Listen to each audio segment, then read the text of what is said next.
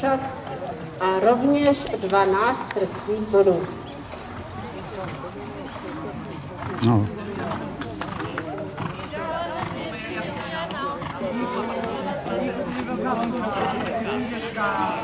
Ano, posledně musel být. A na kolbišti je Ivo Přibyl na Bonaparte 1, jezdecká stáj Statek na Šiměřice. Kolik tam zbylo? Nejde, poslední ještě jedno. Ale nějaký, nevím, to není to žádný veso. Já si myslím, že ta jde, že to půjde líp.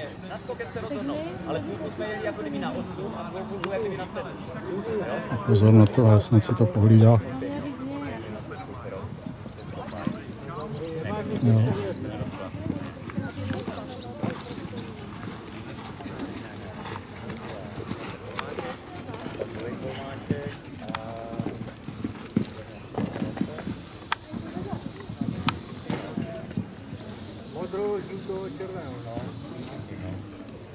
No, hlídá se to dobře.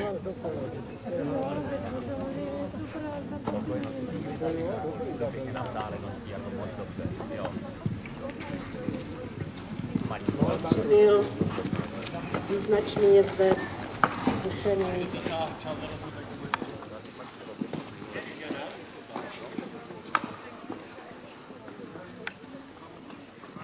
No, je to. Soutěže S1 hvězda se stává Ivo Přibyl Bonaparte 1. Dvojice z jezdecké stáje Statek na Šiměřice. Předvedl nám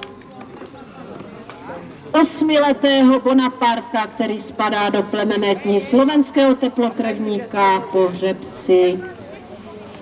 Druhé místo Lucie Jišová, 4 trestné body.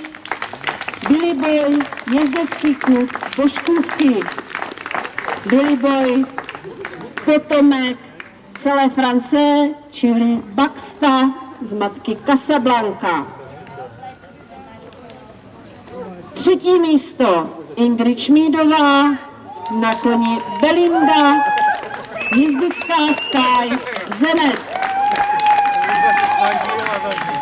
Představila nám klisnu holandského chovu spadající do KVPN. Čtvrté místo Iva Baďurová, Nero 18. Anglický plnokrevník, v jeho žilách je krev Brevota a Valáta. Dvojice, která získala 12 trestných bodů na parkouru. Páté místo domácí jezdkyně Ida Jančářová, Etan 1, jezdecký klub Vega Brno. Dvojice rovněž s 12 trestnými body, ovšem v delším čase. Etan je rovněž příslušník slovenského teplokrevníka. Chci, aby se nám seřadili k závěrečnému pozdravu a k fotografování.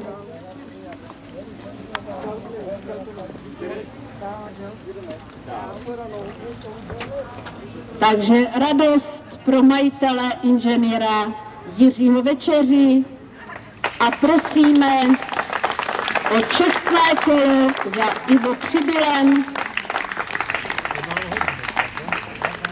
a odměníme tyto nejvyšší výkony potleskem. Ivo Přibyl Bonaparte, Lucka Jišová Billy Boy, Ingrid Šmídová Belinda, Iva Baďurová Nero a Ida Jančářová Etan.